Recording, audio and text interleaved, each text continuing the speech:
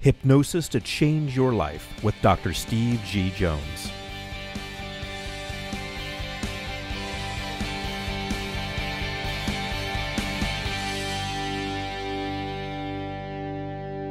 Okay, so the question is, if a client thinks that the hypnosis sessions are not working, what would I suggest? So this happens every now and then. You'll see a client. I usually see a client for about 6 sessions. So we've got 1, 2, 3, 4, 5, 6. And let's put them on a timeline. 1, 2, 3, 4, 5, 6. So I see a client for 6 sessions usually, depending on what I'm working with them on. If it's just something like smoking, then I just see them for 3 sessions. But if it's weight loss, I like to see them for 6 sessions, and then maybe some follow-ups after that. Well, usually if it's something like weight loss or money, I like to see them for 6 sessions. And what I find is right around session 3, everything goes down the drain. Everything goes out the window and goes haywire. Almost without fail, they start to sabotage themselves. In fact, if they were feeling good about losing weight, now I don't expect them to start losing weight during this time, any substantial weight anyway. This is not a crash diet. I'm just giving them habits that will be helpful so that after I'm done working with them, they will start to lose weight. But sometimes in session 3, what happens is they'll start binge eating.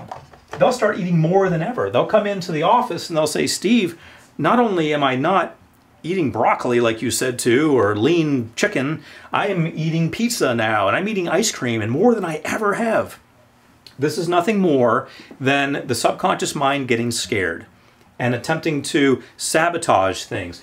There is, as Dr. Phil would say, a payoff for this person being overweight. If their weight is high versus low, they get certain things, and usually they're not aware of this. This isn't always the case, but many times when you see sabotage halfway through, this is what's going on. When their weight is high, they get to look like a victim. Now, I'm not picking on people who are overweight, nor am I saying this is always the case, but many times this is what's going on.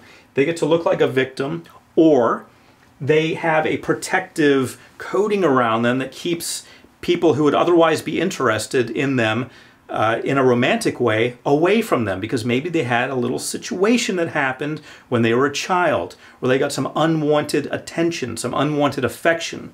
By having this protective barrier around them, if you will, by making themselves less attractive than they would be ideally, according to the way the mainstream perceives attractiveness, they have pushed away potential people who may be interested in them romantically. And their subconscious mind starts to get scared and starts to mess this up. So they start eating more so they can maintain this weight, and they're not aware of it. So when you have this happen, and it happens with money too, sometimes people have heard from their parents that rich people are bad or they're jerks, and they really don't want to be rich even though they think they do. So at this time they'll start going to Atlantic City or Las Vegas and gambling all their money away, because really what's happening is they don't feel comfortable with wealth. They didn't grow up with wealth usually. Their parents always indicated to them throughout their lives that wealth is somehow bad. So they will start draining themselves. They will start draining their money down. They will start spending, overspending, buying things they don't really need, just pushing money away from them because they want to dwindle it down where they feel more comfortable. So you've got to realize what's going on. There's a payoff. They're not crazy. They haven't lost their mind.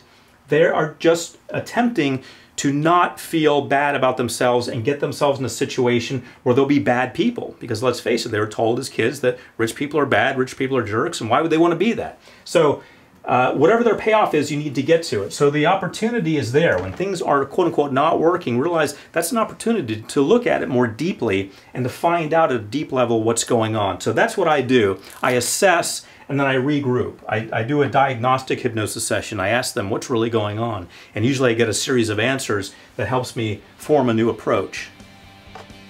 Hypnosis to Change Your Life with Dr. Steve G. Jones.